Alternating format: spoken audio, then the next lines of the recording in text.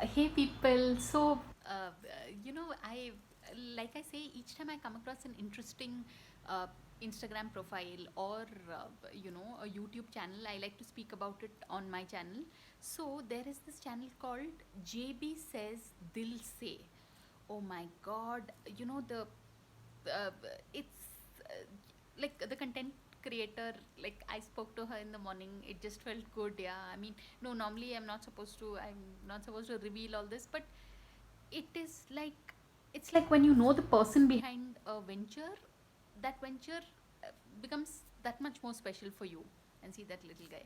So the thing is, JB Says Dil Se is a channel that is all about it's got these life hacks about how to make your child put on weight, how to get a child to eat certain foods.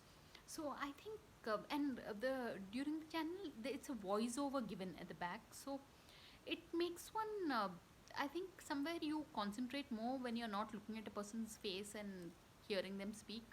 So really people, you all should check out this channel. It's called JB Says Dil Se.